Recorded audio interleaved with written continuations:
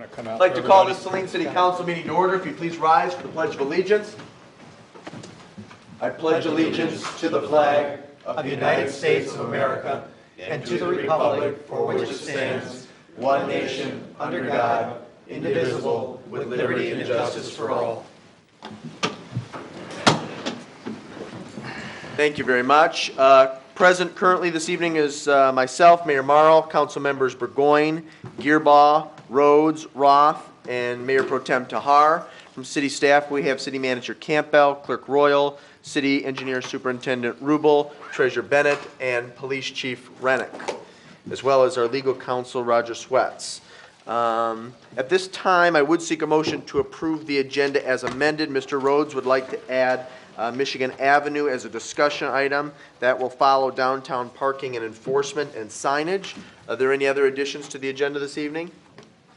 Hearing none, I would seek a motion then to approve the agenda as amended. So moved. Thank you, Mr. Gearbaugh. Is there a second? Second. Seconded by Mayor Pro Tem Tahar.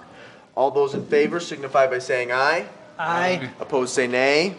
Ayes have it. The motion carries unanimously. I did receive a communique from City Councilwoman Cybo Koenig. She's going to try and make it this evening, so we'll dispense with the subsequent motion there, and if she's unable to attend, we can excuse her absence at the conclusion of tonight's meeting.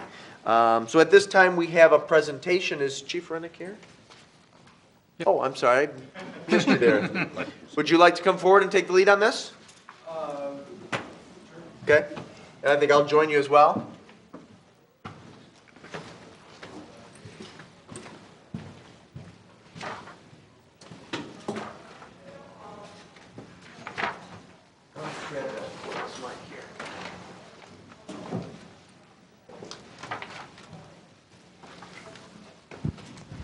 Well, the reason that we're here tonight for this is, Linda Downey, are you here? Because I've never met you. Come on up.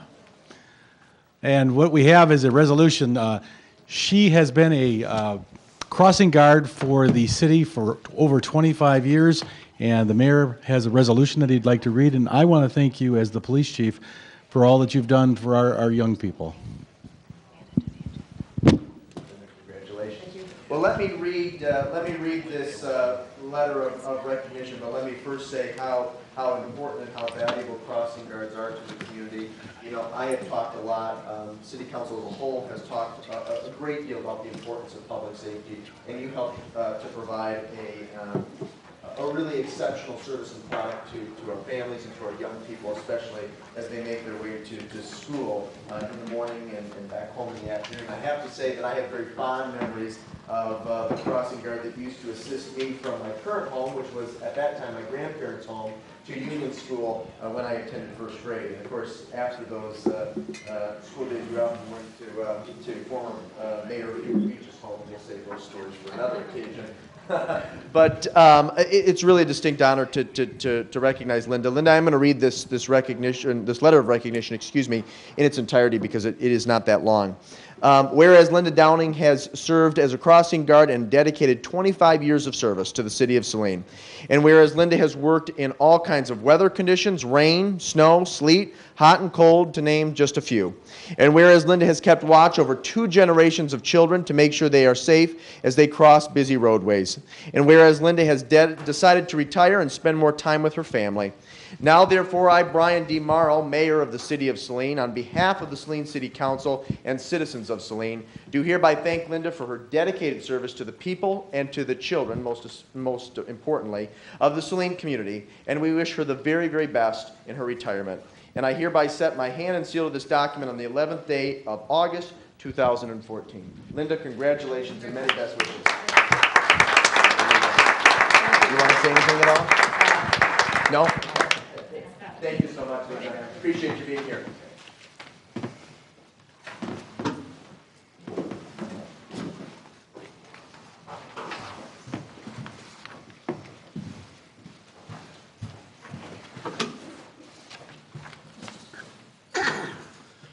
Okay, moving on the agenda, we come to citizen comments on agenda items. Under the Open Meetings Act, any citizen may come forward at this time and make comment or question on an item that appears on this agenda. Comments will be limited to 3 minutes per person. Anyone who would like to speak is requested, but not required, to state his or her name and address for the record. Are there any citizen comments on agenda items? No? Then we will move on to the consent agenda.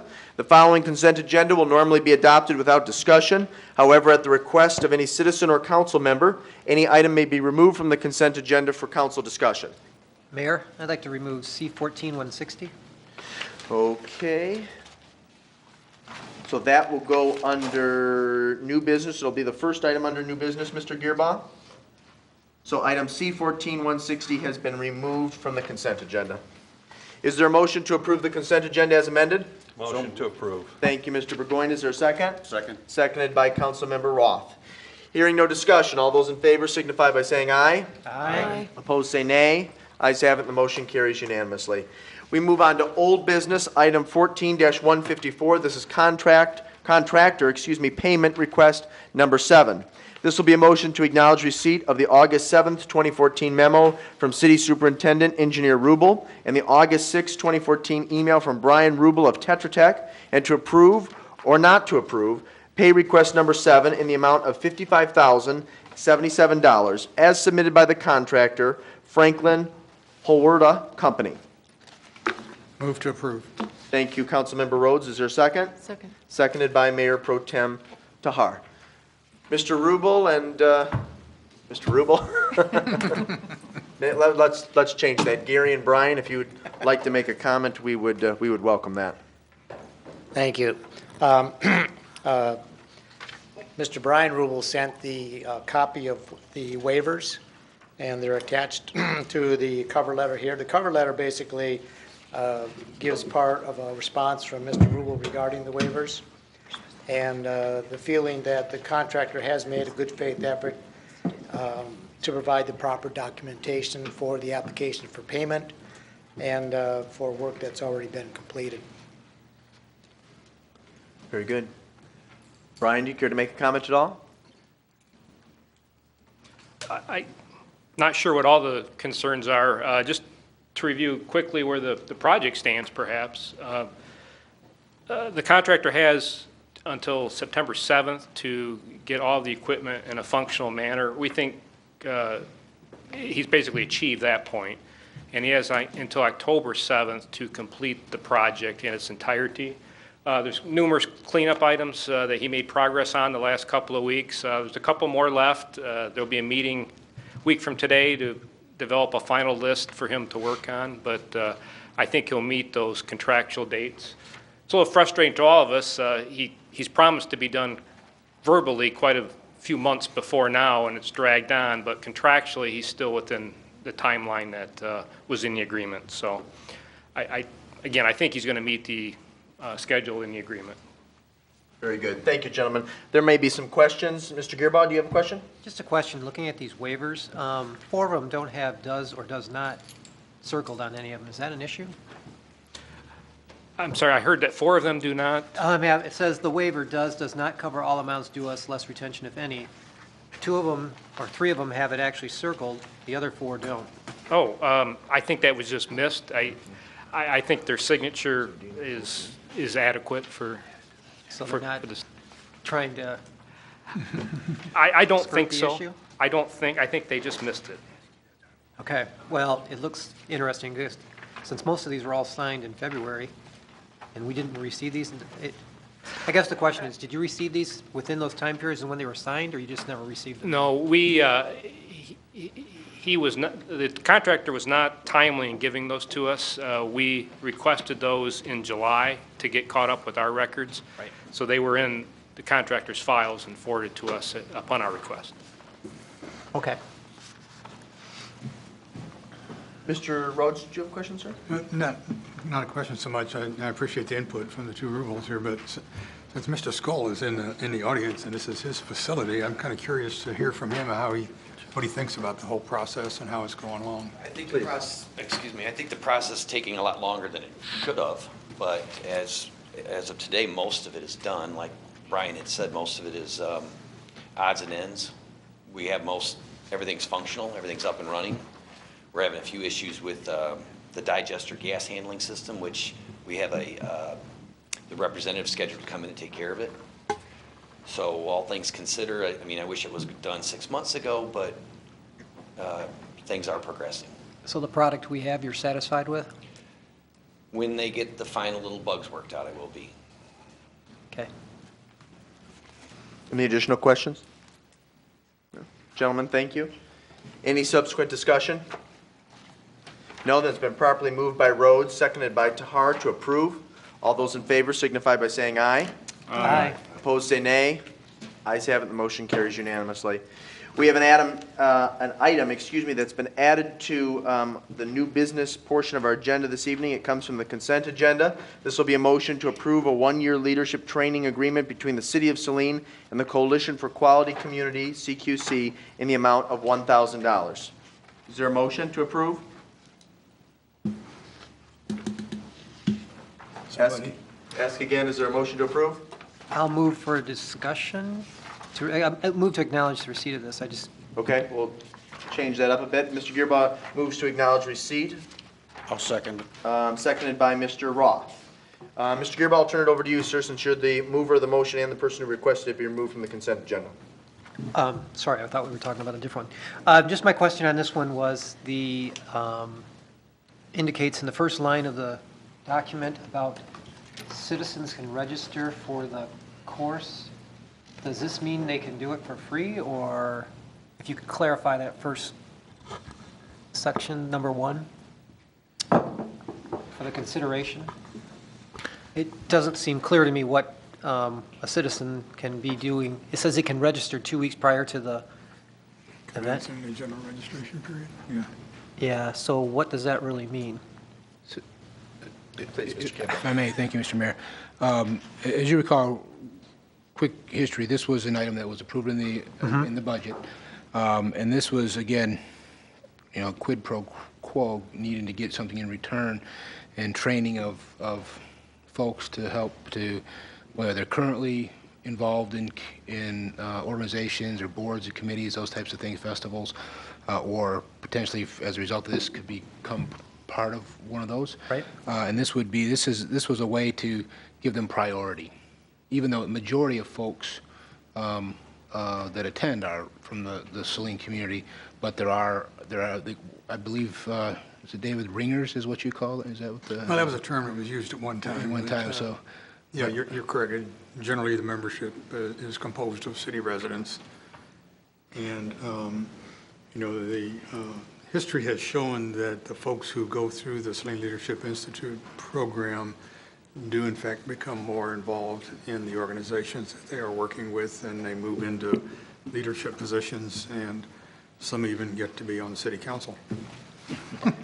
So that was a way that this document was drafted by the city attorney's office, was a way to emphasize city residents' priority. Right, and I just want to make sure, so the consideration we're talking about is just a timing. Correct. They would have, there's. Nothing to do with any kind No of fees. subsidy. I just wanted to clarify that for myself. so- Correct, that's correct. All right, thank you. That alleviate your concern, Mr. Gearbaugh? Yeah, I just wanted to make sure that we weren't opening a big door that anybody from the city could just register and attend. Good question. 5,000 people in the class. Yeah, There are additional comments or questions? Mr. Rhodes, excuse me. Just a comment on that is that I will abstain from voting on this particular item since I currently serve as the chair of the CQC and I'm also a facilitator for SLI. Very good. If, Duly noted.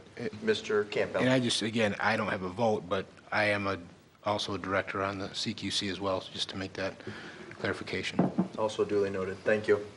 If there's no additional questions or subsequent discussions, the first motion, which was moved by Gearbaugh, seconded by Roth, is to acknowledge receipt of the memorandum. All those in favor signify by saying aye. Aye. Opposed, say nay. Ayes have it, the motion carries unanimously. Now I'll entertain a motion, or the chair will entertain a motion, to approve a one-year leadership training agreement between the City of Saline and the Coalition for Quality Community, CQC, in the amount of $1,000. so moved? Moved by Mr. Gearbaugh, seconded by Councilmember Roth. Any discussion? Mr. Burgoyne. I just want to note that I also am part of CQC. Thank you, Mr. Burgoyne.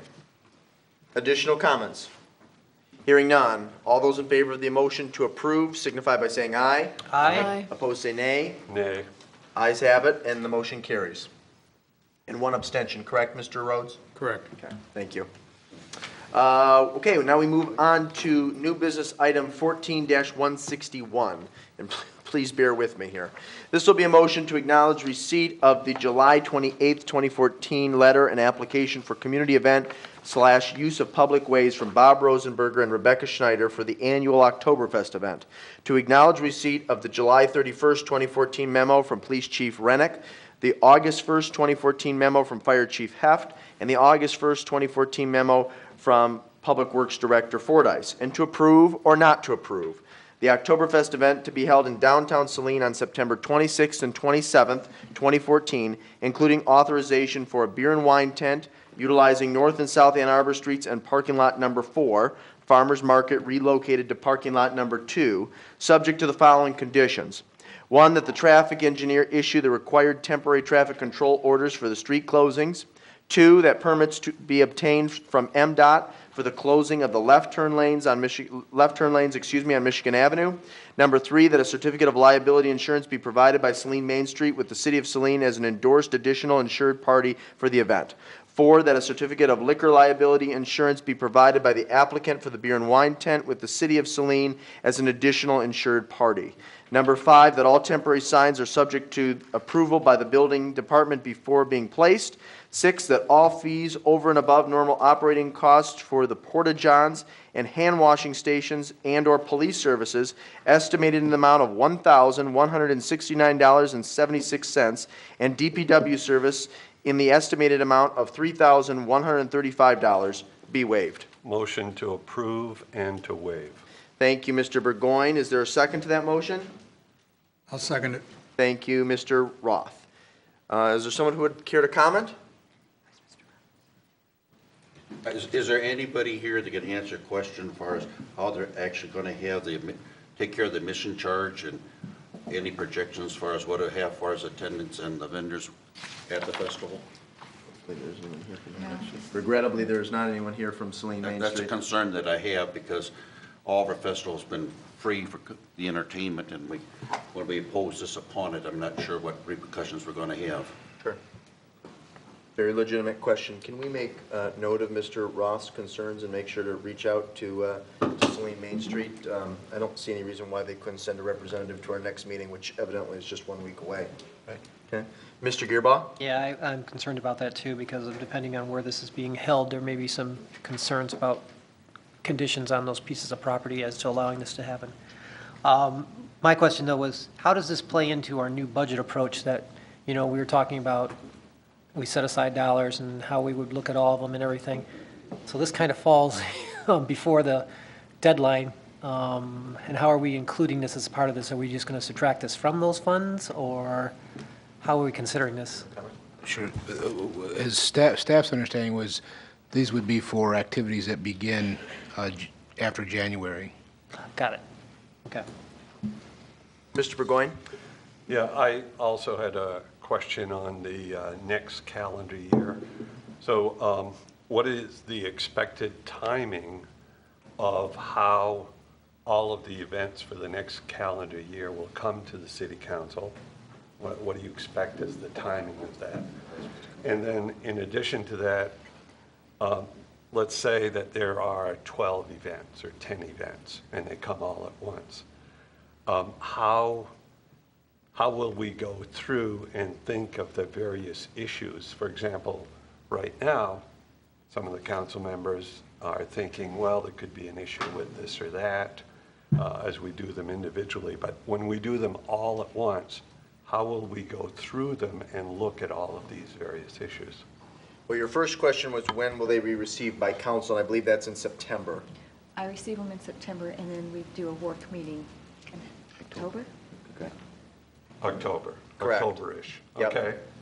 And the second part of it is, as they come to us now, they come one at a time, and we think about them one at a time, and it's easier for us to just think of one thing and think of the various aspects of that.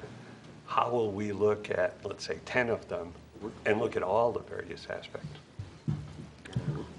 Thank you, Mr. Mayor. I mean, that's again, staff's understanding that's the purpose of the work session, is to talk through those. And certainly, what I think all of them at this point that we receive, I know we've received a couple. We're missing 3. missing 3 right now of the ones that historically the city council has considered. So we certainly have a long history of those to look at what has transpired in the past, and then, but also to think about, what impacts that there may be. For instance, just recently, as MDOT has informed the city that they're planning to push the US 12 project up 2 years, so 2016. So that wouldn't necessarily impact next year's events, but certainly the year after, when they're considering it, that absolutely would be the time to, and maybe even before that, probably, we would be talking about that, how that may impact. We'll be talking with those organizers of those festivals to consider how it may or may not impact. What number of events do you expect? You said you had 3 left. What's the total number? We usually have 6 to 7. 6 or 7, okay. And some of them, like, well, I say that, but we have a Celtic, and then we also have a 5K run, and but they're combined. So we have more events, but they're combined together. Thank you. Is there any subsequent discussion or questions on this motion? Mr. Mayor? Please, Mayor Pro Tem. Thank you. Actually, I have a question seeking guidance. It should have occurred to me to ask this question before the meeting, but since the Saline Lindenberg Friendship Committee is one of the participants in Oktoberfest, and it is a major fundraising event for our organization, and I'm deeply involved in that. I'm wondering if I should abstain from voting on this item. Do you want to care to comment on that? Okay, so the Saline Lindenberg Friendship Committee, which I'm involved in, participates in Oktoberfest as a fundraising effort. I organize that activity for the Saline Lindenberg group. So should I abstain from voting on this item? Is there a separate body that's in charge of the Oktoberfest, and this is just a support group? Yeah, the Saline Lindenberg Friendship Committee is the sister city organization. It's a nonprofit citizen committee. And we participate in this event to raise money for our group, our activities. It's not a personal. Right, and so if I may, Saline Main Street, they're the main organizing group behind the Oktoberfest. And so they're a participant in the festival. Right. They're volunteers, they're not paid positions. Right, and you're raising money for it as opposed to making money off of it. Right. Yeah, so I would not see that as a conflict. Okay, thanks for the clarification. Any additional questions or comments? Mr. Gearbaugh? So where are we leaving this about the $5 admission charge? Well, because regrettably, we don't have anyone here from Saline Main Street or the Oktoberfest Organizing Committee to answer that question. We're going to reach out to them and make sure that somebody is here present at our next council meeting, which, as you'll recall, is next week, to answer the question. I have a motion on the floor to approve and to waive the fees. If I would like to move to table it, or move to postpone to the next meeting, sorry. I want to make sure I got it right. I can withdraw my motion and let it be postponed. I don't have a problem. Okay, thank you, Mr. Burgoyne. That would probably make things a little bit easier. Mr. Rhodes, would you be comfortable removing your second? I am. Okay. And then, Mr. Gearbaugh, you want to offer a motion to postpone to our next meeting? When someone comes Put speak. the specific date, Second motion. which is the 18th. So Mr. Gearbaugh moves to postpone new business item 14-161 to our next council meeting on August the 18th. That was seconded by Councilmember Burgoyne. Is that correct? Yes. Thank you, sir. Any additional discussion? Okay.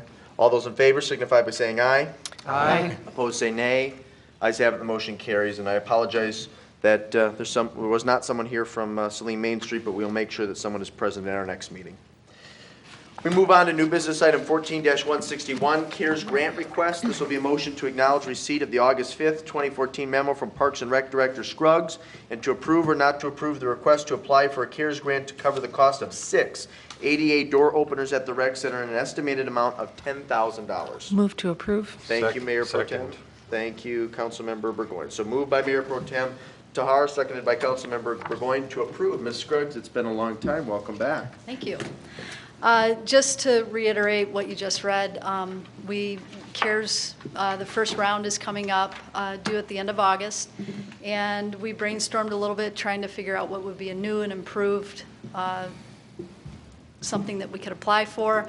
And we've been talking with some of our customers. We do have quite a few people with mobility devices and wheelchairs and mothers with small children or fathers with small children. And we came up with the idea of installing the door openers on these 6 doors.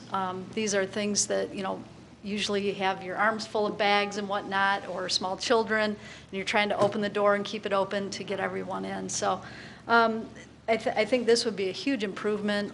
It would be a safety feature. We do have quite a few users from the schools that use our facility, the young adult program, the young ones, the inclusion program, and overall general membership, I think, would take advantage of this. So we're now getting prices, the actual prices for electrical and the openers. Obviously, we would shop this, try to get the best opener at the best price, but I am requesting that we are allowed to apply for the max grant, which would be the $10,000. Excellent. Thank you very much. Are there questions for Ms. Scruggs? Mr. Gearbox. Sort of related to this, but of course, in your memo, you mentioned safety is of our utmost importance. I've had individuals still concerned about potentially having their cars broken into and things that are happening out there. Have we done anything different, or is there any way for us to potentially get any kind of activities included into this request that may help us monitor what's going on? We could change the request. I think we're... At the deadline now? Well, yeah, at the end of August is our deadline. I had a conversation with Council Member Roth this morning, actually, and I've talked with our city manager as well about we don't have CSI type of cameras that can like drill in to get license plate numbers or specifically identify what's happening. Yes, we can have cameras in the lot, but it'll tell us, yeah, someone broke in, which we know. But to identify someone from that camera, from what I've been told by the police, it's very, very difficult. We don't have someone that can monitor those cameras all the time that we're open.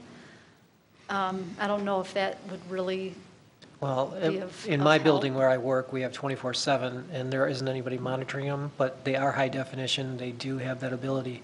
And that's why I'm, again, bringing this up, trying to understand. I think there is some benefit to it. We just haven't looked into it far enough. But if we're talking about safety as a number one concern, that did come up again. So I just want to make sure that we somehow address this. Certainly. So, If I may sort of piggyback on that, Ms. Scruggs, I think there is value and merit in what Mr. Gearbaugh is saying, especially from the perspective that we are trying very hard to attract new customers and to develop a loyal base of people who will routinely patronize the center. And as such, one of the most fundamental things we can do is make sure it's safe and secure and inviting. So I do think there's value in maybe doing an analysis on what Mr. Gearbaugh is talking about and maybe coming back to council and having a subsequent discussion. Because, I agree. I'm hearing some of the same complaints and some of the same concerns. Now, I do think, to your point, the technology is rather limited. And when we do an evaluation, I think we're going to see that our options are perhaps few and far between. But nevertheless, I think it's important that we take a look at it. Certainly. Okay. Mr. Roth? I have two points. Is just by having a camera there, that might deter the people who are doing such, knowing that there's a possibility of really being watched. Second point is I was wondering if there's such a way that you can have a wireless relay that they could be monitored by our dispatchers. It does not need to be monitored within that building itself. So you might want to investigate if that technology is available. That can be evaluated. Sure. Certainly. Okay. Any other questions? Ms. Tahar and then Mr. Burgoyne? Yes, to follow on the same thread, have you ever considered or done a low-tech approach, which is either signs or flyers distributed on cars, warning people not to leave things in plain sight in their vehicles. I mean, there's a certain amount of personal responsibility here too, and I do know that back in the days when I was regularly parking in a university/city parking structure in Ann Arbor, there was a very concerted effort to alert everyone who used the parking structures in Ann Arbor not to leave anything physically visible in their cars when they left their cars in the parking structure, because they had organized groups of people going around and breaking into cars. And I think it worked very well. And it was not just a one-shot thing that they did. They put flyers on cars regularly. So I think, it's great to think, we can have the camera and zoom in on the criminal, but I think awareness for the people using the parking lot is important too. Right, and to answer the question, we do in our weekly e-blast on occasion remind people, especially around the hot times that we know are very within the building and outside the building, around the holiday times when people are getting new things and they're very careless and just kind of laying them around or whatnot, or leaving purses visible in cars. We've had educational information in our e-newsletters, in the locker rooms, encouraging people to lock lockers, to not leave things out and available for people just to take. Don't leave keys in your pocket. We've done extensive things to educate people. Yes. Thanks. Mr. Burgoyne? Yeah, I agree with Mr. Gearba.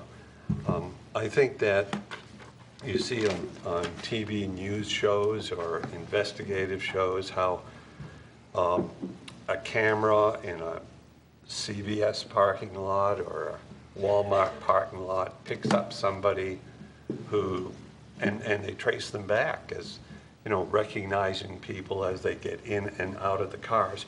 Usually you don't break into a car from the inside of another car. You have to get out of the car. You have to go over to the car you're breaking into.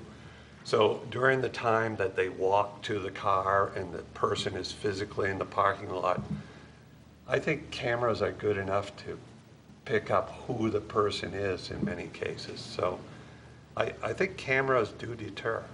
And I agree with Mr. Gearba that we should at least look at it. We'll definitely do an evaluation on that. Is there any additional questions or comments regarding this motion? Well, let me just say, as it relates to the specific request, and there's a few members of the audience who can back me up on this. We do have some ADA door openers at the senior center, which are, for lack of a better way to articulate it, a big hit. And I think if the goal is to create an atmosphere and an environment and a facility that's welcoming to families and to seniors and people with mobility issues, this is a positive upgrade. And so I applaud you and your staff for recommending that we petition CARES for a $10,000 grant. And I enthusiastically endorse and support the motion and hope that the CARES board approves the amount. Thank you very much. Yep. If there's nothing further, it's been properly moved by Tahar, seconded by Burgoyne to approve. All those in favor signify by saying aye. Aye. Opposed, say nay. Ayes have it. The motion carries unanimously. Thank you, Ms. Scruggs. We move on to new business item 14-163, appointment to MERS annual meeting.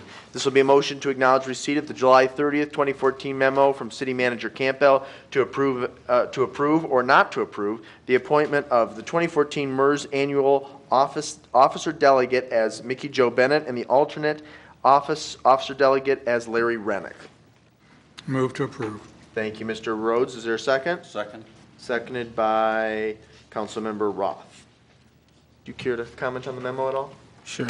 Thank you, Mayor. As I said, this is for the annual meeting of MERS, which we spent a little bit of time at the work session earlier this evening talking about. We have not, in the past, up until about maybe 4 or 5 years ago, we had typically sent a couple folks, a couple representatives, because it is some good solid information.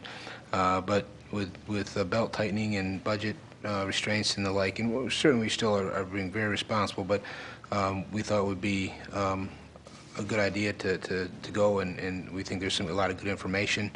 And then, I mean, I don't know that we'll do it every year, but maybe we will, maybe we won't. But anyway, this is the process, the standard process that is required by MERS to go through, and then also the law, as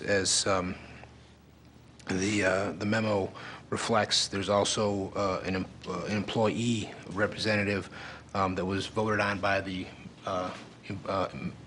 member employees, non-managerial. Any questions for Mr. Campbell? Any subsequent discussion?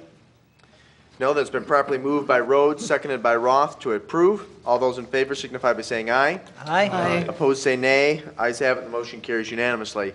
Move on to new business item 14-164. This is two motions, A and B. Proposal for streetscape URS contract.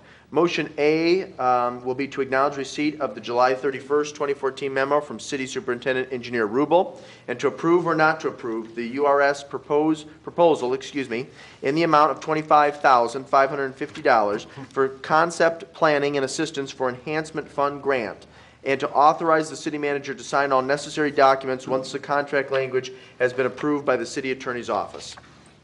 Is there a motion? Move to acknowledge receipt. Second. Move to acknowledge receipt. So we're going to split this up, and that was moved by Mayor Pro Tem Tahar, seconded by Councilmember Gearbaugh. Mr. Rubel or Mr. Campbell, do you want to start this off?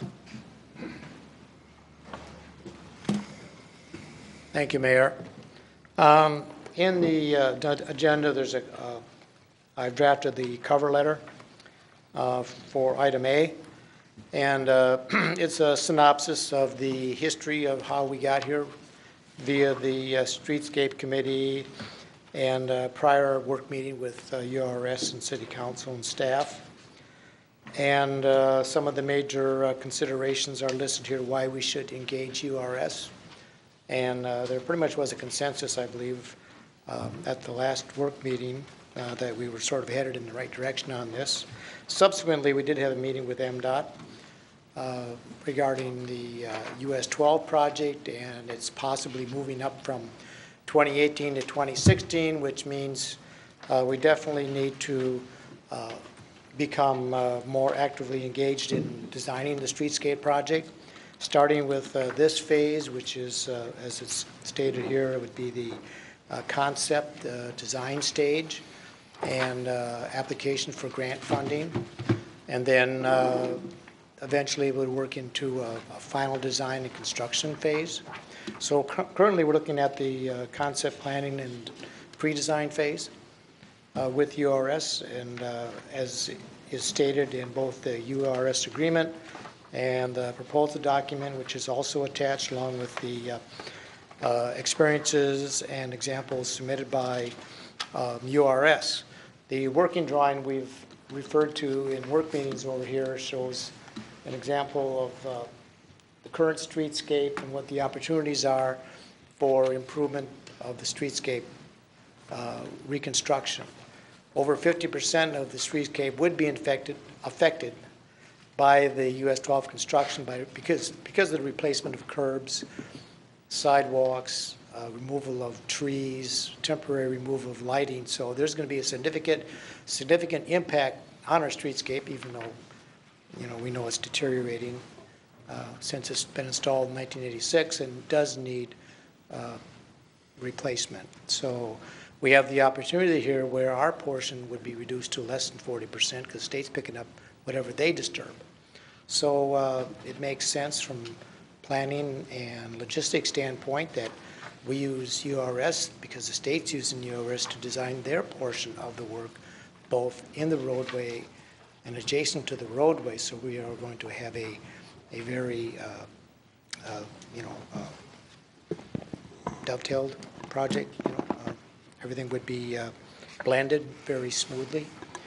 Mr. Sean Kelsch is here, who is a leader for URS on this project.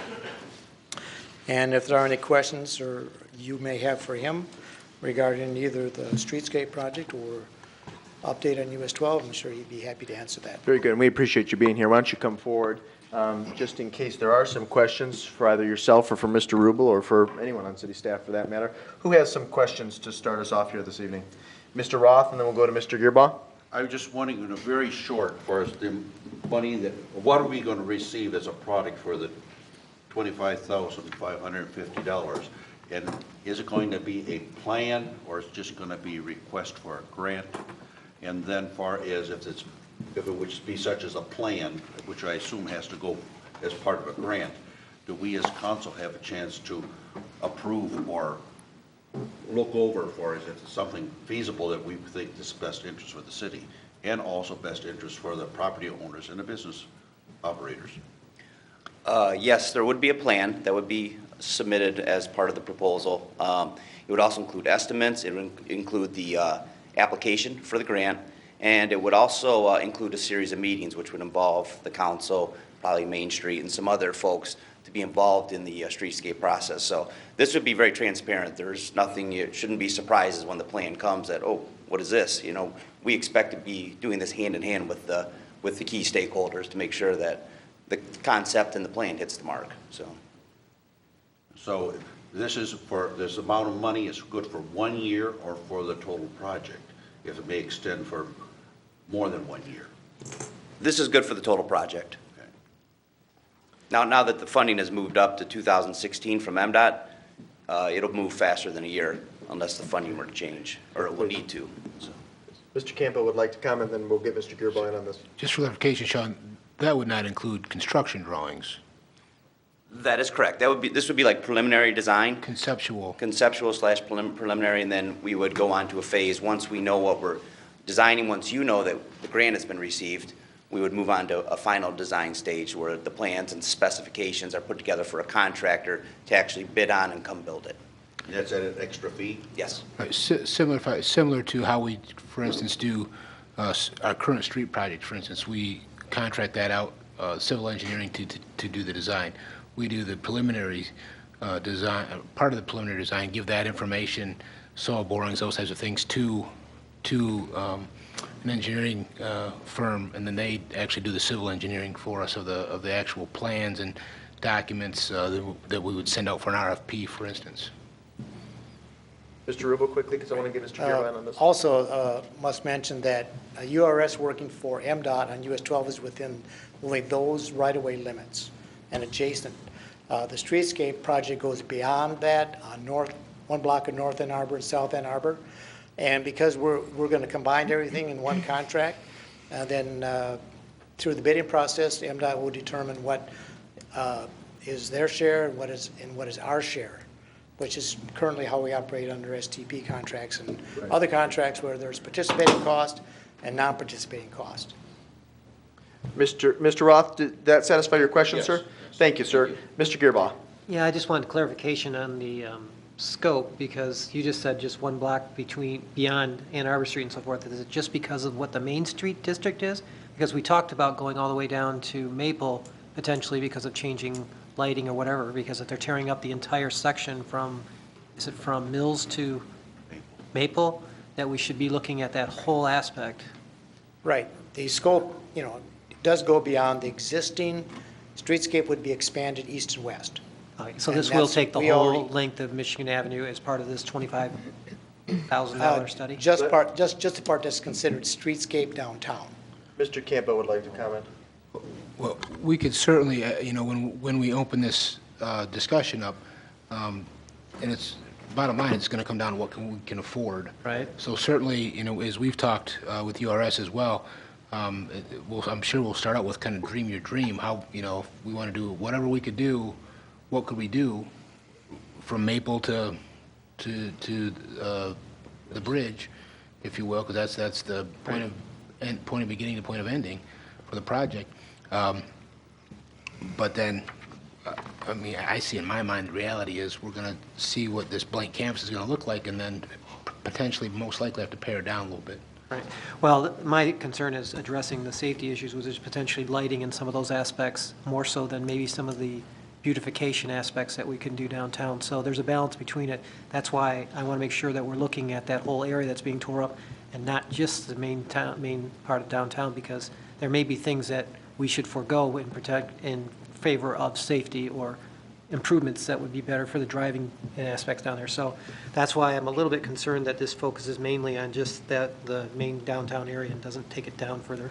We could also, I was gonna say, we could also, depending on the parameters for lighting and that type of thing, if it's in the impacted area that MDOT's coming through, which, I mean, they're talking about doing a fairly significant cut to reconstruct, which is gonna, the deeper they go, the wider they're gonna go as well and impact more things in the right of way, potentially lighting. Again, I won't guarantee that, but that's one of those discussions we've had. So that could possibly be something we could work with MDOT as well. Okay. Yeah, part of that's my concern, but also this idea too, part of this is not only talking about them doing that kind of work, but we're talking about potentially narrowing what the traffic flow is through too. So I just want to make sure that whatever we're doing in that whole area is included in the scope of however we're looking at stuff. And I just based on this, it didn't seem that it appeared to have that covered. Mr. Rhodes? Well, I'm generally in favor of the concept of using the same firm that's working on both. I'm concerned about doing streetscape design now when we don't really know what's going to happen to Michigan Avenue, the width of it, the number of lanes. At one of our work meetings, there was fairly clear consensus from council that we were interested in at least exploring reducing the widths. And I noticed in your memo dated December 11th, which is in 2013, before the work session, there was a proposal to have 5 lanes of traffic. And residents of this community are not interested in having 5 lanes of concrete dividing our town. So I don't know how we incorporate the more recent desires that have been expressed with what it is that we're asking you to do. Well, we can certainly, I mean, whatever the lineage ends up being, we will tailor the streetscape project to fit what that lineage is decided upon. Now, you're right, that is something that does need to be figured out sooner rather than later, just for the whole project to know, you know, you gotta know what's being built before you can figure out, you know, how you're gonna add the amenities. So, and I believe Gary and or Todd were gonna send a letter or a memo to MDOT with specifics on a request to look at that, but Gary, I don't want to speak for you, so let me. Yeah, sure. Somebody. Sure. Yeah, exactly. As Sean said, that was, we discussed that with MDOT last week when we met with them, and they said, fine, we'll you know, we're happy to consider, they're happy to consider anything. So what they need is, and that was part of, my assumption was we would talk about it tonight a little bit to get a little better, stronger consensus, if you will, for the road diet. And then we'll send them an email saying, please consider this. And then what they'll end up doing is they'll ask us to ask the city to conduct some study of it on our nickel to determine that. And then we would move forward and they would take that data and analyze it and see about moving forward. Okay, I just want to make sure that things don't start moving down the road and all of a sudden we're locked into something that we don't want to be locked into. Absolutely. Because Absolutely. whatever happens to Michigan Avenue in 2 years from now is going to determine the future of our community for the next 30 years or longer. Sure. And you know, wherever we're at with the streetscape concept, if we did start moving before the lineage is signed up, I would think that we could come up with a plan that's flexible enough that the elements are there, and it's just kind of how you space them, what kind of width you have to deal with. But I would think conceptually, the plan would still be true, whether it's, you know, 3 lanes, 5 lanes, 4 lanes, whatever it ends up being, so. Okay, thank you. If I may, really quick, I share some of the same concerns of Councilmember Rhodes. I think the thing that is most time sensitive here is to communicate robustly with MDOT to make sure that we're all on the same page about doing a diet study and analysis, because I think that takes precedence over some subsequent work and projects. While at the same time, I think there is, you know, great merit to what Mr. Gearboss said about sort of expanding the scope of what we currently view and define as downtown. Now, he addressed it from sort of a safety perspective. As I mentioned at our work meeting, I think there are greater ways to leverage the area just west of of our existing downtown on Mills, our pond, because I see so many communities throughout the region, across the nation, who find great ways to incorporate ponds and rivers and streams into their community and to really make that a focal point. And that's been addressed on umpteen occasions at various Main Street meetings that I've participated at over the years. The other thing, and of course I know we'll work with you on this, but it is absolutely vital to have a lot of meetings with community stakeholders, merchants, Main Street, the Chamber, but I think it was also addressed at our last work session about making sure that we find very strategic ways to engage people, whose voice and perspectives we don't often hear, because we really want this to be truly a community conversation and make sure that every voice and every perspective is at the table. And I think when that occurs, it will ultimately yield better results. So. Mayor Pro Tem Tar, did you have some questions or comments? Yes, well, I would, Councilmember Rhodes has expressed what I also have been thinking, that the thing that concerns me about this particular proposal and approving it is that there's nothing in the documentation, except for one phrase, that indicates the relationship between the streetscape and the design of US 12. And I think we really, at the work meeting, expressed great amount of interest in the US 12 design. And so I think that I don't think we can overstate the importance of getting that figured out first in a way that's beneficial to the community. So I'm not opposed to the company doing this work for us, and I think you're well qualified. But I am very concerned that we think about US 12 first, and that the streetscape flows from that. Thank you. I'll just add real quick, when the proposal was prepared last December, the road diet really hadn't been discussed yet, so we didn't really acknowledge it in the proposal, which if I wrote it today, certainly would. Okay, thank you. Additional comments, questions? No? Comment? Oh, I'm sorry, Mr. Roth? In listening to what I just heard, I think if we want our city to look like a good city, we should start at the beginning of the city limits on the west side and carry it through. If we could have some streetscape concept that includes the entire city, like on US 12, versus just the Main Street section. I think that would make a better whole for our system, or for appeal for the city.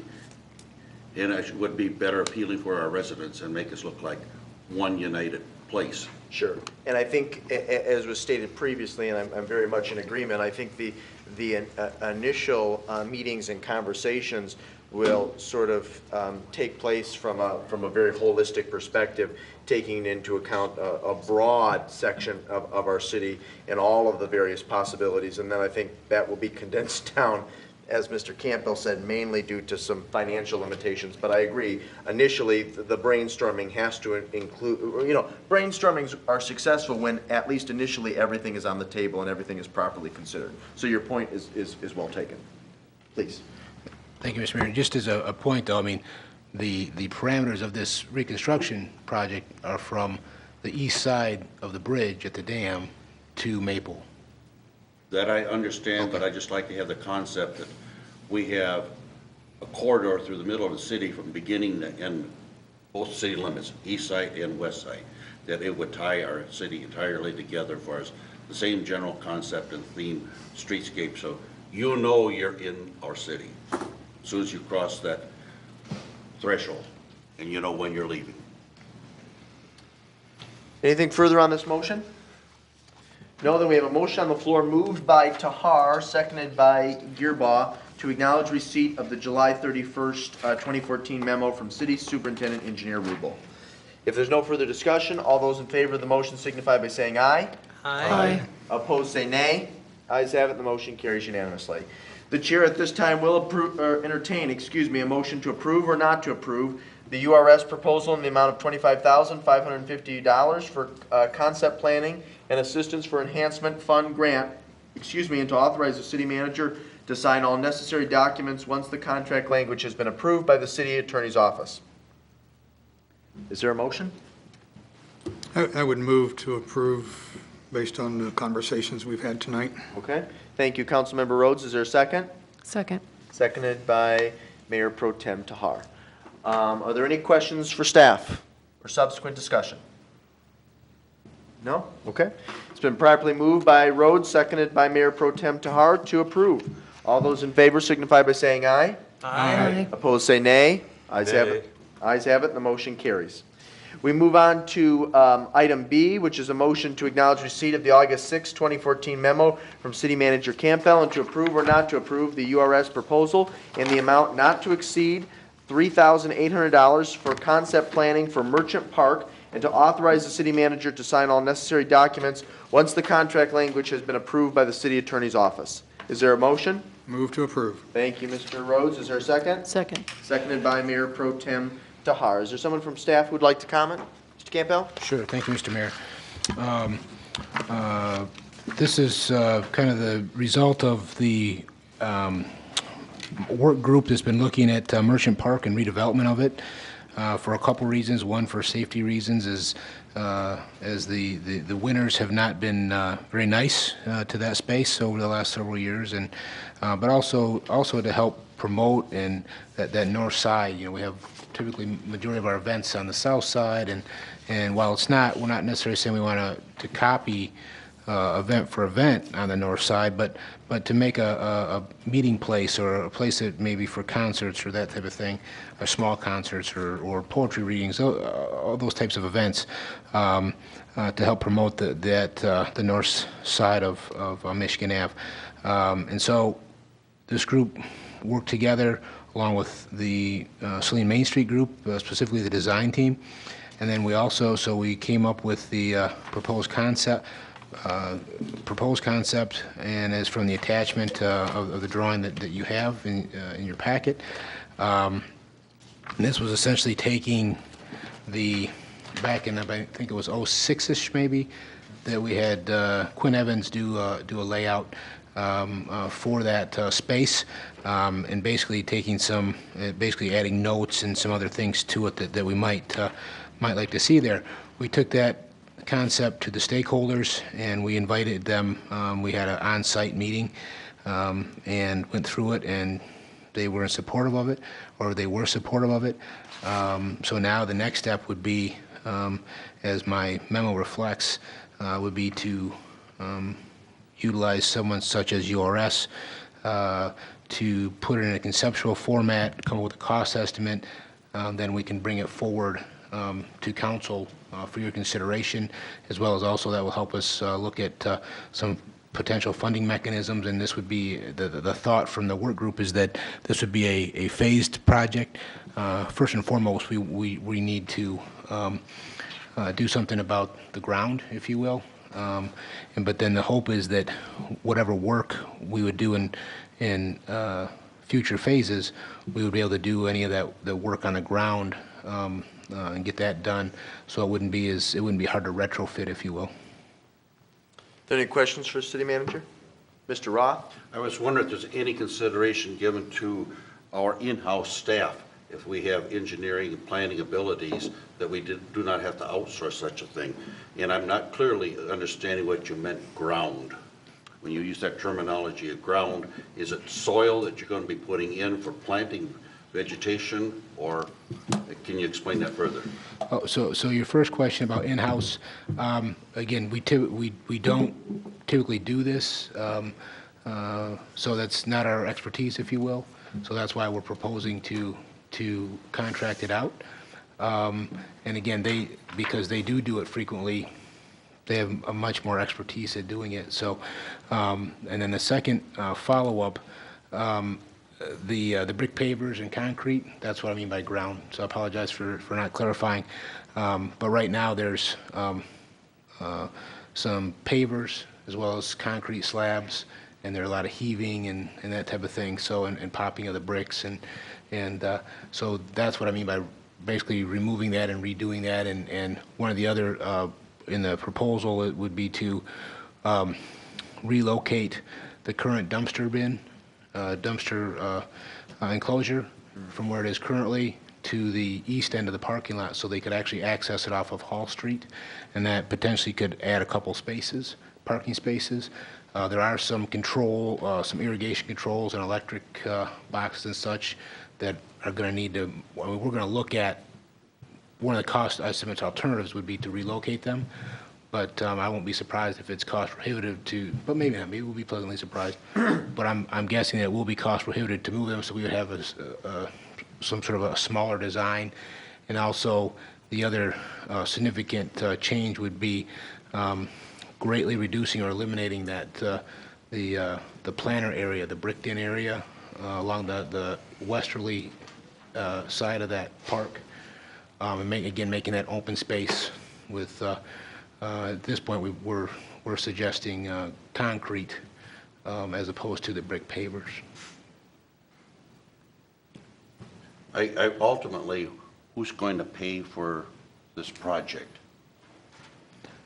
Design-wise, plus all the stuff that's recommended for such, and where does it appear in our budget, or where will it appear in the budget? How it's going to be paid for? Sure. As I mentioned, excuse me. As I mentioned earlier, one of the major reasons is safety, because for safety reasons, we need to do something with that. Whether we don't do anything, if we don't do anything else at all with the aesthetics or added amenities, we need to do something with it for safety reasons. And that's the ground. That's the ground. That's correct. It is in the Tifa district. So as my memo reflects, this conceptual design work cost estimate would come out of there. And then, so potentially, we would, again, for this minimum, we want to see what it's going to cost first for that minimal work. And then for the other amenities, there's such things as there's new crowdfunding legislation that allows us to do those raise monies for those types of projects as well. So that would be more of a community effort, raising money for this project, trying to raise as much, whether through grants or through crowdfunding, other sources, as much as we could to pay for it outside of our current city funds. I need some, you brought up another point of questioning. My understanding of crowdfunding is kind of an investment situation, and I don't know how this could be a payoff for any investor, so it'd be more like charitable contributions. Correct. Instead of crowdfunding. Well, there actually is another subsequent crowdfunding law that allows for just that. You're absolutely right that the first one that was passed was for investment in businesses, and now there's one established to, again, as a donation, as opposed to, you won't be getting any return on it, but it's a donation. So that's another recent change. And I need more information on the second part of crowdfunding. Sure. We can get you an analysis. That shouldn't be a problem. Mr. Roth? Or Mr. Rhodes, excuse me. Had me confused for a minute there, Mr.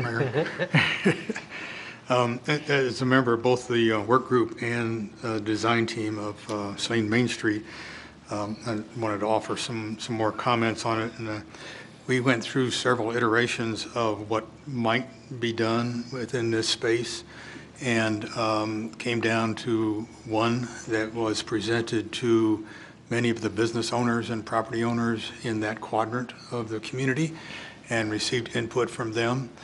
And the end result was what you see attached, even though the attachment leaves a little bit to be desired in detail there.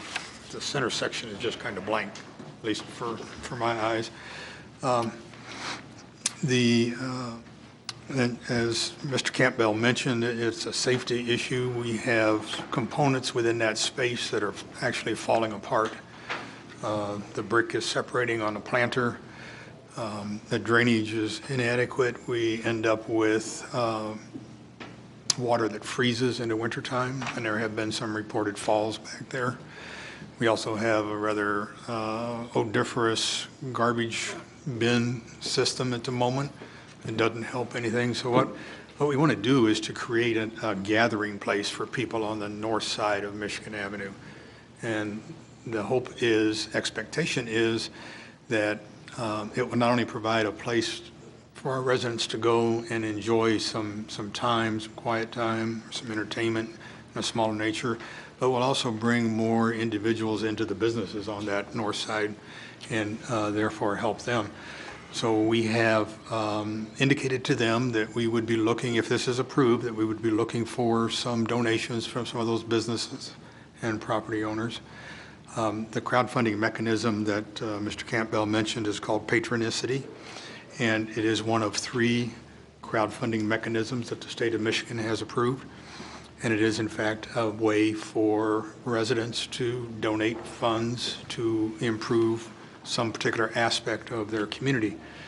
There's a matching fund requirement, and we already have an indication from one individual of a $10,000 donation towards the eventual cost of this program. So it should be done. It needs to be done, and most likely will be done in phases, but we need to get started with it. Thank you. Thank you, Mr. Rhodes. Additional comments or questions? Mr. Gearbaugh? Mr. Campbell, can you just clarify how long is it's leased? How long is that lease yet to run, and do we need to extend it more? 2027 is the current. So another 13 years on it? Okay. Who owns it? Phoenix, Mr. Well, Kinley. he owns it, he is the property owner, he owns many of the buildings, so why isn't he not paying most of the cost? Because we have the city entered into a lease with him, actually even before him, and then when Pentad. with Pentad, and then when he purchased property from Pentad, the city redid the lease. So we are, again, this is one of our obligations. They also have an obligation to pay a portion of that improvement. I believe it's 25%. I'm trying to think. I think it's 25% not to exceed a certain amount, but I can't think of it off the top of my head. I apologize. 20,000? And another question, is this under jurisdiction of the Parks and Recs Commission? No. Why do they call it a park? It's a plot. It's not an official park. Okay. Anything else? Well, let me just say this. I think Councilmember Rhodes summed it up almost perfectly. In addition to drainage and issues that inhibit walkability and the fact that it aesthetically leaves much to be desired, there is a great opportunity here. This could be a great gathering place. I do think of this as an economic development issue, and I think enhancements to this parcel could greatly energize that area of our downtown and specifically benefit some of the adjacent property owners and businesses. So this is something that I've been concerned with for some time. If you haven't been to this area recently, you should take a look because it's in pretty rough shape. And it's not up to my standard, and I don't think it's up to a Saline standard, which evidently is a standard of excellence, I might add. So I want to applaud and thank the city manager and all those members of the work group who have put in a lot of time and energy on this issue, and all the other stakeholders, because my understanding is they've been very supportive. So I think this is an important first step. It is just that, a first step, but I look forward to seeing the results of this plan and moving forward appropriately with the resources that we have. So thank you very much. If there's nothing further, it has been properly moved by Rhodes, seconded by Tahar to approve. All those in favor signify by saying aye. Aye. Opposed, say nay. Nay. The ayes have it, and the motion carries. So it's 4-2 with one absence. At this time, colleagues, I have to apologize. I believe you should have received on Friday an email from Todd's office manager, administrative assistant, Justine Myra, about an issue that came from our PCF director, Mr. Skull. It came in on Friday. I did talk to the city manager about this, and obviously, as you know, it's enumerated in our council guidelines, which were approved in 2002 and updated last year, that action items should be allowed ample time for consideration and thought and questions, but on occasion, there are things that come up that are much more time sensitive. So I agreed to allow this item to come on the agenda. I apologize that it wasn't typed on the agenda. The clerk was out of the office on Friday, and that was just a snafu, so I apologize. You do have a memorandum in front of you dated August the 8th, 2014, and at this time, I would ask that it be considered unless there are objections from the dais, and I would like to invite Mr. Scull forward to go over his memo and specifically to address why it's imperative that this issue be, one, brought forward this evening, and also that action be taken. So, Mr. Mayor? Yes. Is this item 14-165? It would have been, yeah. Yeah, it will be. Okay, so that's how it will be entered. Yes. Correct. I'm in support of doing this. I just want to know what we're Yep.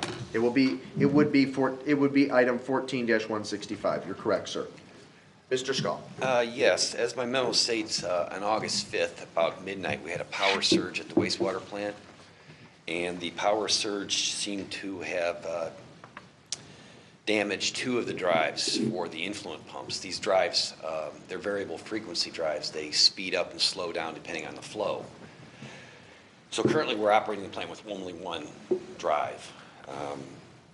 The insurance investigator was out, and it looks like we'll be covered for it. But in the meantime, we need to get it repaired as soon as possible. We have basically 2 options. One is to repair the existing unit, which would involve taking the unit out, shipping it off to Allen Bradley, and having it serviced up to a 6-week turnaround time.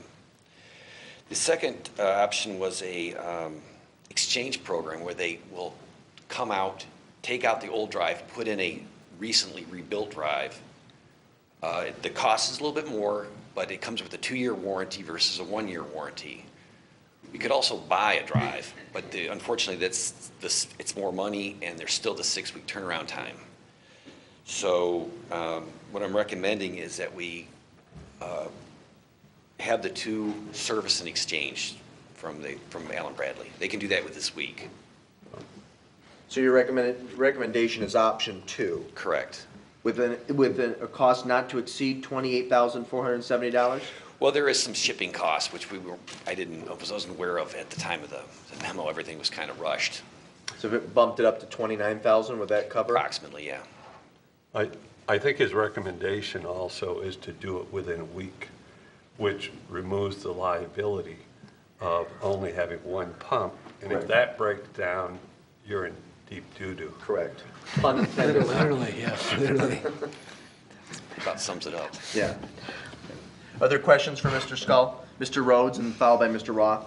I seem to recall that previously we had some issues with, I believe, with some well pumps that were damaged because of surges, also from DTE. Is that my memory correct there? Not the well pumps, the high service pumps at the water plant were damaged. Okay. So is it possible to install surge protection devices to save us from this thing? I investigated at the water plant. We can certainly look at it at the wastewater plant. What I was planning on doing in the future is we only use basically 1 pump at a time, except for tonight's like tonight, where we might need 2. I believe what the best course action, the cheapest, would be just to turn it off. When you don't need it, take it out of rotation. In case there's a power outage or a power blip, it can't be reached. So were you able to purchase surge protectors for the? We were not. Actually, I'm still waiting on the quote from the water plant, and this came up so quick that I was focused on just getting this repaired. We can certainly look into it. And I agree with moving forward with this, but I'd like to encourage you to continue to look forward towards surge protectors. Thank you. Thank you, Mr. Roth. Mr. Rhodes. Mr. Roth, I'm sorry this Well, evening. you know, this other Mr. Roth read my mind perfectly. Okay. That was my question. Thank you, Dave. Mr. Gearbaugh, did you have a comment? Yeah, just a quick sir? question. Didn't we have a problem with the variable drives last year? That was at the water plant. At the water plant? Okay, Yes. so just a different thing. And we do have a spare there. We're really protected at the water plant. We have a spare drive on hand, as well as the bypass that you've approved a couple months ago is in and operational. Yeah, as long as our insurance is covering, that's good. Okay, thanks. Mr. Burgoyne? Now, I would like to make a motion to approve option 2 with a cost of $28,470 plus shipping. Okay. I'll support it. Supported by Mr. Gearbaugh. Thank you, gentlemen. Any discussion? Mr. Roth? Is that for 1 drive or 2 drives? That's for 2. Okay, Covers thank the you. cost of 2. Any subsequent discussion? No? All those in favor of the motion moved by Mr. Burgoyne, seconded by Mr. Gearboss, signify by saying aye. Aye. Opposed, say nay. Ayes have it, the motion carries unanimously. Thank you for your flexibility, folks, and Bob, thank you for bringing this to our attention. We appreciate it. We move on now to discussion items. First is commission, committee, or task force reports from council. Any, Mr. Gearboss? Just to bring you up to date on Historic District, we met with the city attorney and the individuals from the Historic District Commission to discuss the potential changes to the ordinance, and we'll be bringing that forward hopefully in September. Our next meeting of the board is going to discuss the changes with the rest of it and see if there's going to be any other items. Basically, what this is involving the review process to make sure that we've got our bases covered, and we've also included and excluded items that will be considered for this council's approval as we move forward to try and change that ordinance. Thank you for your work on that too, Mr. Gearboss. Yes, sir. Appreciate it. Any additional commission, committee, or task force reports? Mayor Pro Tem Tahar. Yes, thank you. Just a quick update on the Arts and Culture Committee. At our meeting this month, we made great progress on strategic planning for the committee, which will fill a focus gap that we've had. That's a personal comment. And secondly, the project to install the orange Riston bust outside of City Hall is moving forward. The foundation pad has been put in place, and once it's cured, we'll have our nets come out with the newly mounted bust. Very good. Thank you. My late neighbor, Lady Alberta Rogers, would be very pleased. Are there any additional commission, committee, or task force reports? Mr. Roth. I should need to say, and I probably have plenty of support here for more information, the drug task force had met and we're progressing, and I think that in the very near future, we'll be able to have something together. We're looking how to come up with a definite plan to go in the future, get some funding, and really define our direction. We have 3 subcommittees now, and they will be soon putting their materials together. So I think that it's a positive look at this point in time. Our next meeting is, I believe is it on Monday or is it Tuesday? It's a Tuesday. It's the second Tuesday of September. Okay. I appreciate your comments, and evidently I should note that on the consent agenda today, item C-14-156, we appointed 3 new people to the prevention subcommittee, and actually those are all high school students. So we're very excited about that, to get that young, youthful perspective we think will enrich the process. I should add to Mr. Roth's comments, because I'm also a member of the task force. At our last meeting, which took place this past Thursday, I think it's safe to say, and I should preface, we've had some great speakers come in and share some thoughts and some wisdom. But the woman who came on Thursday was by far the most dynamic, and I think will prove ultimately to be the most helpful. She has spearheaded a very similar initiative countywide in Monroe County and passed out a lot of material. They have a lot of interesting tactics and approaches to engage the community, and her coalition includes basically every facet and every core group in Monroe County. So it was pretty impressive, and a lot of things that they have done just to our south that certainly could be duplicated in the Saline area. So I was pretty moved. I don't know about you, Mr. Roth. I was very impressed. So, are there any additional commission, committee, or task force reports? No. How about reports or other announcements? Mr. Gearbaugh and then Mr. Rhodes. I just wanted to thank everyone for this weekend for attending some of the events at the Saline Area Historical Society activities. The garage sale at the farm was incredible. They had 1,200 people on Friday and 1,300 on Saturday, so it was really popularized this year. And then also at the depot, and Mr. Ross was there, everybody was enjoying the ride on the velocipede, and apparently we had about 200 people, including the mayor, riding our Mayor Pro Tem. And so they were enjoying the ride on that, and so I think that's one of the little attractions that really brings about the individuals to enjoy our history and see what's going on. So I think this weekend was a great turnout for Summerfest and even for the Historical Society. Remind me of what that contraption was called one more time? The velocipede. Okay. And I believe there was a council colleague of mine who put a picture of Ms. Tahar and myself on there with I the don't know who would do that. with the caption of "Mayor takes council member for a ride." But It's just a rumor. that was in the literal sense, I'm sure. Well, thank you for that, Mr. Gearbaugh. And that was a nice addition to the festivities at Summerfest. Mr. Rhodes? 2 things. One is, relates to our recycle program, the new one with the large carts and the every other week kind of pickup. I have a new homeowner across the street from me who came over and asked me about the recycle program and how it worked and when it happened, because the previous homeowner had not left behind the little laminated document that came with it. And 2 days later, a neighbor on one of the sides of me who has been there for a while asked about when the recycle date was again, because they had lost their little laminated thing. So I wanted to encourage staff to figure out ways to keep in communication with both our existing residents and with new homeowners. And I believe there's a package of information that goes to new homeowners anyway, and so that recycle program ought to be part of that. Yeah. And can I stop you there real quick, You Mr. may. Rhodes, because you brought up a good point. If citizens want, misplace or do not have that laminated copy with the rules and the schedule, does DPW have extra copies where they could contact the main line and acquire one? We'll make sure that they do. Okay, very good. And perhaps also some out here in the lobby? Correct. Mr. Mayor, Yes, I would suggest putting it online. we can certainly put it online as well. Sure. Yeah.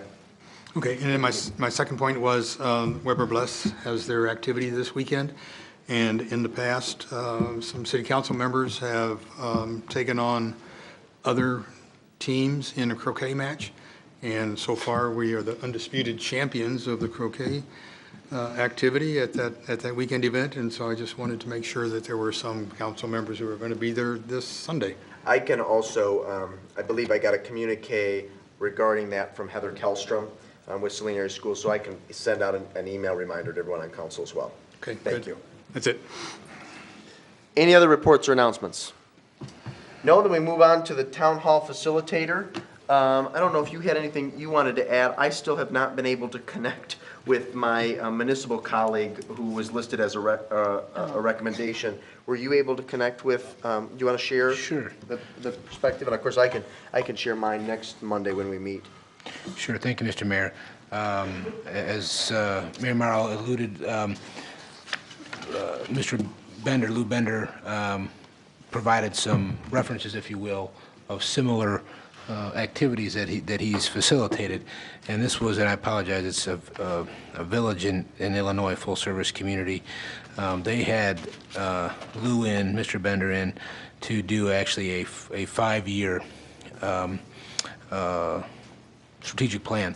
And so the way, and it was kind of an ongoing process. So step one was he met with the village council and village manager, as well as, and department heads were there for informational purposes, but really to sit down and find out what direction they'd like to go and what they want to find out. Then they conducted a town hall type meeting and took the input from there. And then so they have this 5-year strategic plan, and they're also, it's an ongoing process. So 8 months after the meeting, Lou came back and reviewed with the village council to see how they were doing, see how the staff was doing with accomplishing things, the goals and objectives. And he's coming back again, I believe November or December of this year, again as a follow-up. And I'm not sure if Clerk Royal had an opportunity to get that information. We had talked about getting some more information from Lou on that. I had emailed him, and he'd like to actually sit down or do a phone conversation Okay. with you and I, so. Okay. Can you try and coordinate that maybe sometime this week so we have something more tangible to report next week when we meet? Absolutely. That'd be great. Are there any questions? No? Okay. Well, let's move on to something I think that's sort of exciting. Chief, you want to come up and talk to us about the TEAM program, teaching, educating, and mentoring? You should all have a flyer in your packet, I should add. But Chief, it's all you. Well, thank you. The city manager and I had a conversation with the school about what we're going to do with TEAM, or what we'd like to see done with TEAM. And it was a great meeting, and after talking with them, we explained to them that because of limited resources, we'd only be able to have an officer in the school 1 day a week. But then after looking at the TEAM curriculum, it's very doable, and the nice thing about TEAM, as compared to DARE, is TEAM actually hits all of the students at every grade level. If you take a look at the brochure that I made available, as an example, grades kindergarten, first and second, there's 7 lessons, each a half hour apiece. And after talking with the school, we at first, we thought maybe we could teach an entire grade level, all 7 lessons, and then they had the idea that maybe split that up so they would see the officer in every grade level. So teach a couple at the kindergarten level, teach a couple at the first grade level, and then teach a couple at the second grade level. And that goes all the way through 12th grade, which of course, since the high school's in Pittsfield, the Pittsfield officer would be teaching those, and they would also teach in their elementary school. And we would try, if time is available, to teach kindergarten through 8th grade rather than just 5th grade that we did with the DARE. So I think we're going to find that this team approach is actually going to be a better approach for our community. I know the school is very, very excited about it. I know in talking with Dave, Dave is very excited about teaching it. And I think Mr. Campbell in that meeting was also excited about the idea of this, and you know, if you'd like to comment as well. It's like I said, I think this is going to be a great thing for our community, and certainly could try to answer any questions that you may have. I don't have a question, but you know, I did a little bit of research on my own, and from every bit of data and information I've been able to gather, this sort of program and approach, has been warmly received in the communities that have implemented it. And certainly DARE was a great thing, and we had an officer who had a great rapport with the young people, with the faculty members, and with the parents. But I think one of the shortcomings was that we engaged students at 1 grade level. And I think what is valuable about this approach and this program is that we're engaging them in kindergarten and first grade. We're engaging them again later on in elementary school. We're hitting them again in middle school and then again in high school. And I think that the topics are diverse. You know, as a sign of the times, I'm glad that there's something on cyberspace and cyberbullying. We continue to hear a lot about that. And you know, I'm just really excited about this, and glad that we were able to find something that fits with our department, but ultimately something that the schools are going to find beneficial and useful as well. So thank you for your work on this.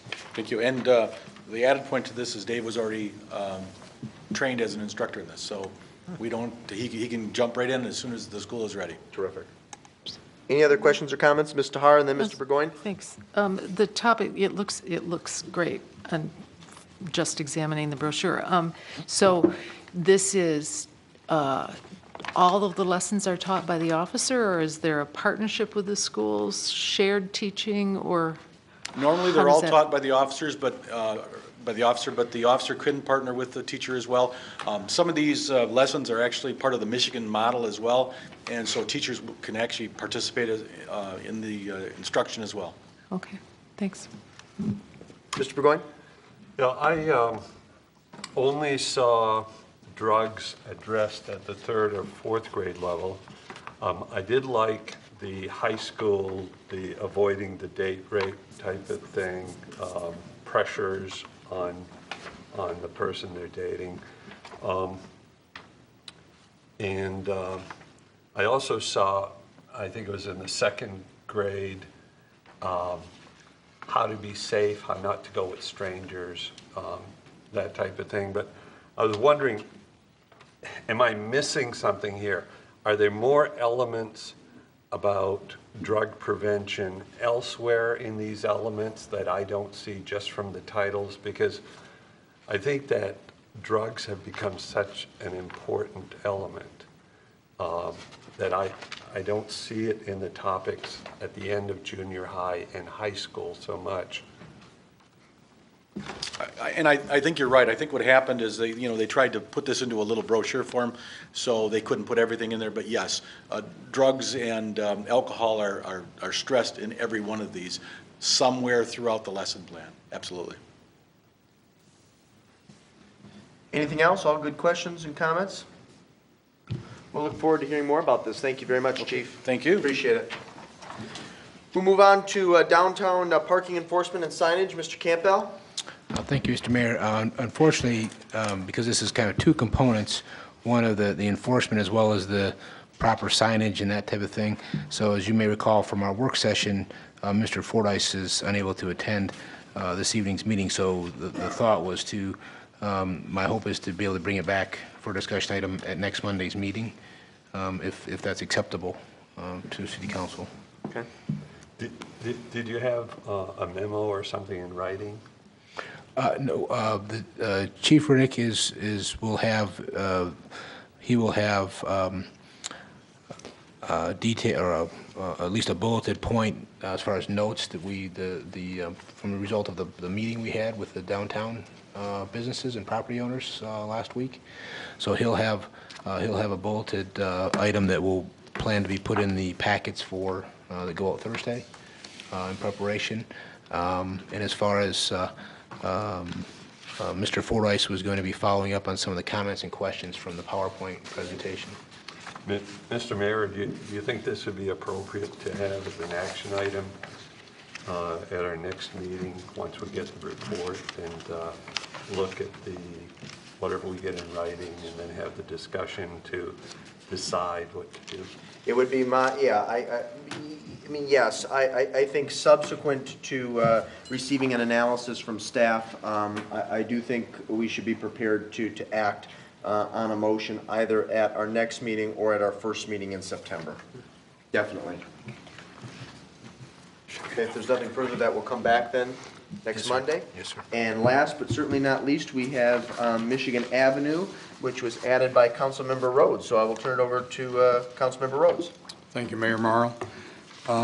Some of my comments were made earlier, and we were talking about the streetscape proposal with URS, but I did want to expand on a few things, and I have passed around a copy of one page out of the Walkable City book from Jeff Speck. And this particular page is important to me because in the last paragraph, it says, each city's reputation therefore rests in large part on its downtown physical attributes. If the downtown doesn't look good, the city doesn't look good. People won't want to move there, and it will be that much harder for citizens to feel good about the place where they have chosen to live. A beautiful and vibrant downtown, in contrast, can be the rising tide that lifts all ships. And that relates, of course, to Michigan Avenue and whether or not it continues to be this massive 4-lane chunk of concrete down the middle of our town. Sort of feels like the Berlin Wall at times. We're just not getting movement back and forth from the north to the south side.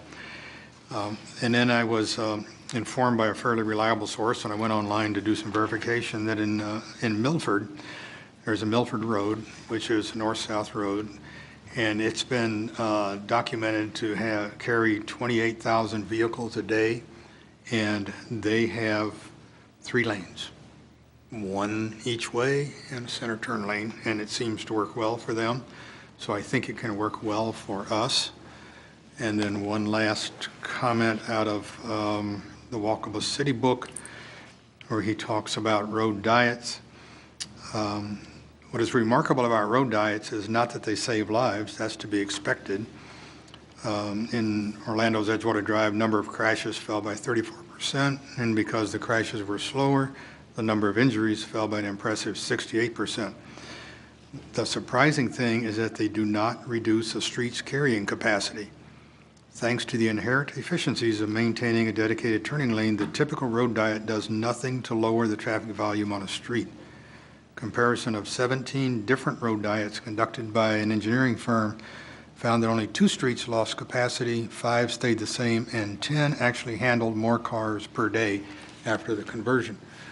Because I think that as we go out into the community, the perception that we're going to have more congestion is going to be a major issue that we'll have to address. And I'm pleased to see that there's some hard data that says that's not really a concern.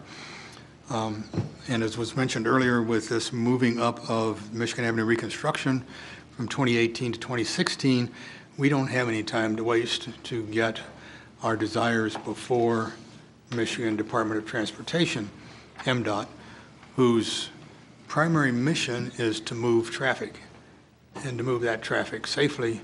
Their mission is not at least their primary mission is not to address the quality of life in the communities that they run highways through, but that's ours. Here on City Council, that's one of our primary responsibilities, I believe, to our residents. And I would like to see what we need to do for the first step to begin to get some actual attention paid, and perhaps that's a resolution from City Council to MDOT that says we're serious about looking at this and we want some attention paid to it sooner rather than later. So that's my comment. Thank you. Yeah, I appreciate that, and I think I brought up a resolution to the MDOT board and director at our previous work meeting, and I guess my approach and opinion would be if they're not receptive to staff's initial overtures, then the next logical step would be to draft a resolution, consider it at the council dais, approve it, and then send it to those folks. But I'm certainly willing to do it anyway, council pleases. I appreciate your comments, Mr. Rhodes, and I do have to say, from being in Milford recently, that is a very busy road, but it didn't feel imposing. I didn't feel unsafe. It still felt like a very inviting, cozy, small town.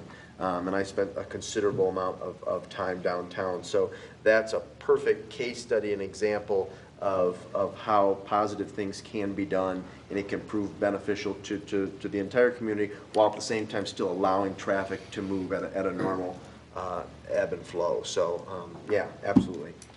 Mr. Gearbaum? No, I was just going to say, I had the opportunity to go to Northfield this weekend, and I hadn't been there in a long time, and they have Sheldon Road, which goes through there, and it's similar. It's only a two-lane road, but there's significant traffic on it, and that is a large downtown, including Northfield Downs on the one end and everything else.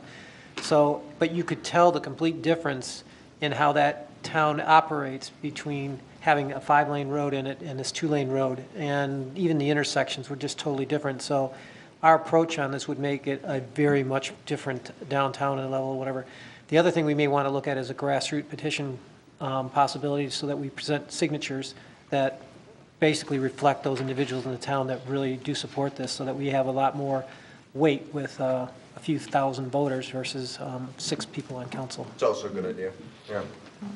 Anything else, Ms. Tahar? Yes, I just want to speak in support also of approaching this not with a wait and see how MDOT responds to the first overture, but to take as many angles of approach as possible, not one at a time. I think this is absolutely critical. This is a once-in-a-lifetime, at least at my age, this is a once-in-a-lifetime opportunity to have an effect on the long-term look and feel and livability of our downtown. And it's critically important. We cannot let this opportunity pass by. And it's not just sort of, oh, it feels nice to be down there. It's an economic development issue as well. As property values rise, it's also a revenue enhancer for the city, or could be. So I think we need to look at this now and very, very thoroughly, and move as quickly as possible and as politely, vociferously as possible with MDOT. I do have also something to recommend for fellow council members and anyone else's informational purposes. Jeff Speck, who wrote the book that Mr. Rhodes referred to, also did a TED Talk on walkable cities. So if you just Google TED Talk walkable cities, you'll get a number of ways to view it. Or you can also Google Jeff Speck walkable cities, but I have trouble with remembering names, so it was easier for me to just Google TED Talk walkable cities. It's about 17 minutes long, I think. So you need to invest a little bit of time, but it's a really excellent talk, and it gives you a great overview of some of the issues and principles and questions. I highly recommend it. Mr. Roth? I think it's probably important for me at this point in time. I respect the people's views as far as making it more walkable city and this type of stuff, but I think we don't discard MDOT in moving traffic through our city. I look at that as far as it should be seriously studied. It's something that our council member Dean Gearbaum suggested that we have people with their input. I think that we've heard the merchants, we're hearing from the people from downtown, but let's put yourself in the driver's seat, driving through or coming home using the main thoroughfare to get to your houses within the city of Saline. It's probably going to be a traffic backup.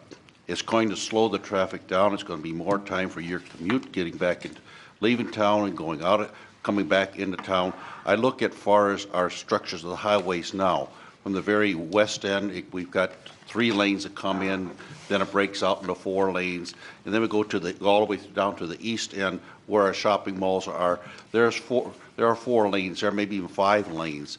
So if we just do downtown section from Mills to Maple or even whatever they have, narrow it down to 2 lanes, I just foresee a lot of traffic blockage and confusion as far as going through those little swells that you have on the road and coming down, get some kind of confusions.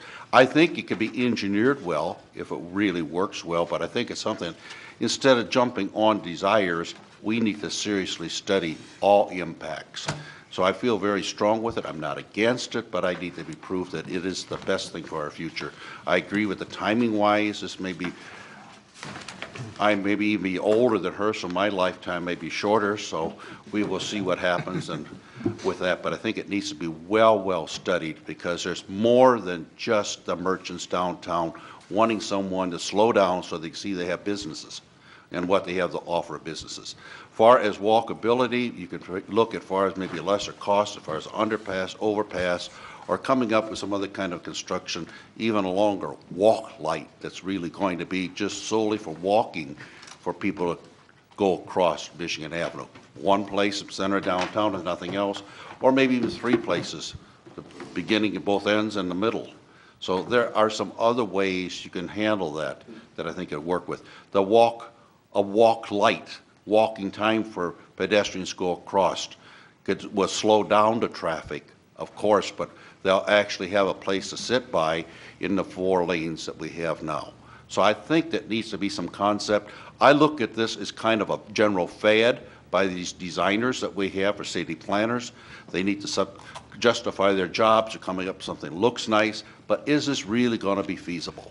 You can get some examples that we see that they give to us and try to put that as a template for Saline. To me, it doesn't match. We are unique. We need to study everything, and I'd hate to see that a nucleus of people would go ahead and say we need to do this to the rest of our population in Saline. I also like this to be a friendly city for other people that go from beginning to end, travel through Saline. I don't want it to be a bottleneck, so we'll do everything we can to avoid Saline.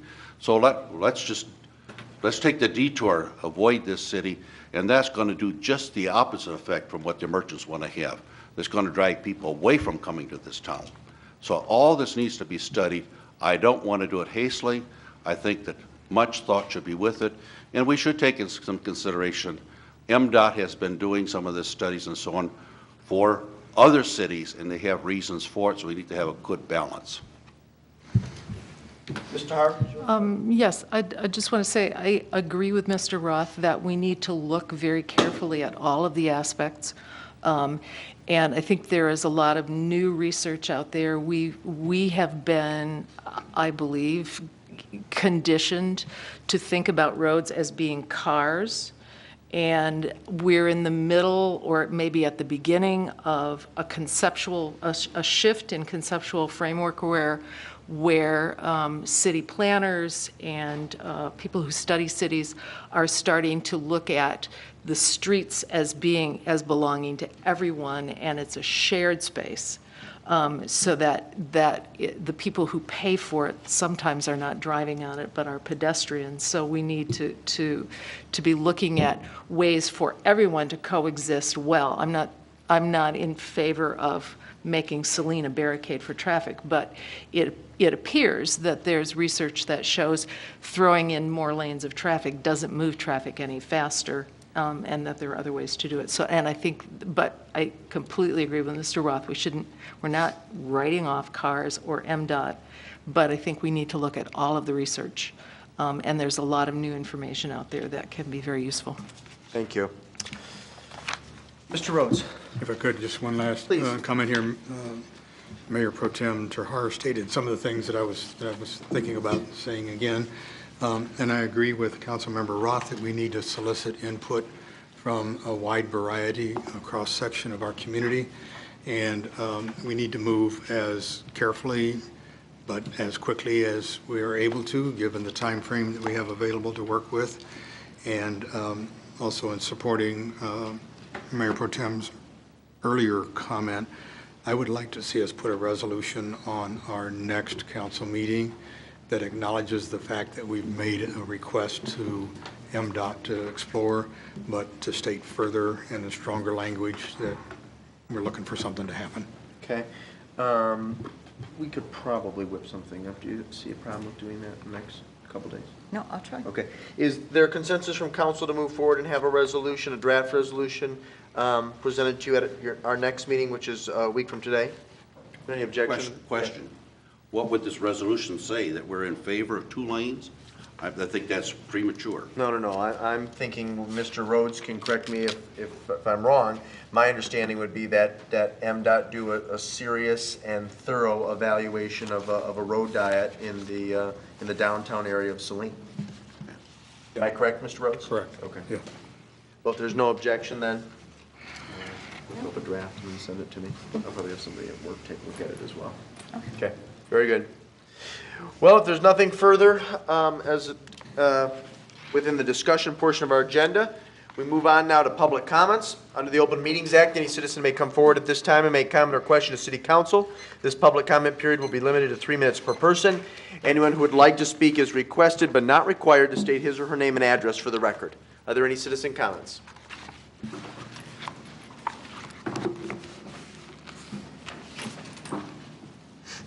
Mary Hess. As far as the brick sidewalks, I definitely agree. I was opposed to them when they did it on Main Street. They are unsafe, and the merchant area should be completely safe. But the portable fire pits, the water feature, the interpretive signs of Saline history, I really think that the safety part should be addressed. But the other picturesque, I'm sorry, we are safety as far as being fortunate to have our wonderful water and sewer man. If your toilet isn't flushing and the water's not coming out of the sink, we got a problem. But these are things of which I would hope we would look differently on. The Oktoberfest for the $5 donation, it does not have anything as far as the ages. It doesn't have senior rate. It doesn't have, and you know, it's kind of sad. I've lived here, 60 years? And we didn't have to pay for anything. In fact, we didn't even have to pay for the community fair years ago. But all of a sudden we have, the Celtic Festival. Now we get to pay for this, but we're waiving fees as a taxpayer. Now, I guess I don't understand how we're going to waive the fees for this and that, and we're talking about, let's see, $5,000, and with a couple other festivities, maybe $10,000 a year. And I like the 50-50. I like which was for the gambling thing, where the money 50-50. But I think that we should enjoy at the point when the taxpayers are paying and waiving fees. As far as Mr. Scull, I think he's wonderful. Thank you. Thank you, Mrs. Hess.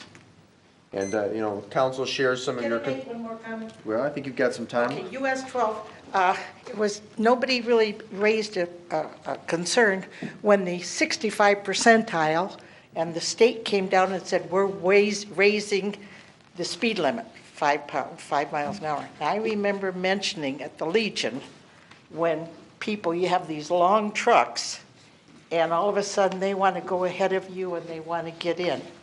And that was one of the things that I would like that the petitions. I think people, I respect Mr. Gearbaugh and Mr. Roth. The citizens should get involved because it's our city. at our home.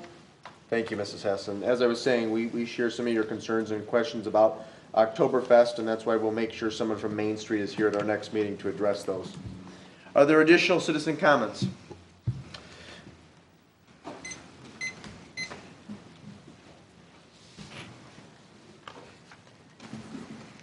Hi, I just want to take this opportunity to introduce myself. I'm Janet Dillon, and I'm running for Saline City Council.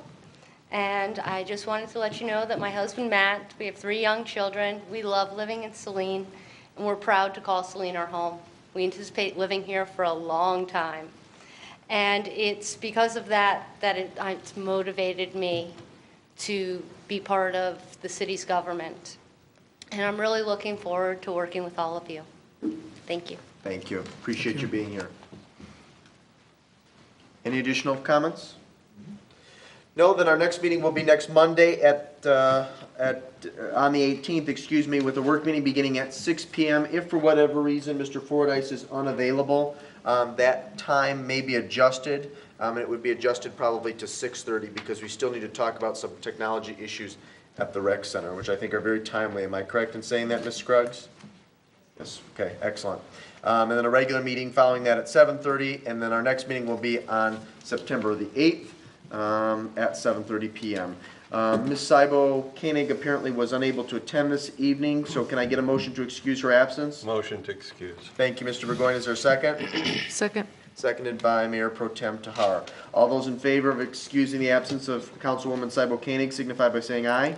Aye. Opposed, say nay. Ayes have it, the motion carries unanimously. And now I need a motion to adjourn at 9:36 p.m. So moved. Thank you, Mayor Pro Tem Tahar. Is there a second? Second. Can I have a second, folks? Second. Seconded by Mr. Gearbaugh. All those in favor signify by saying aye. Aye. This meeting is adjourned.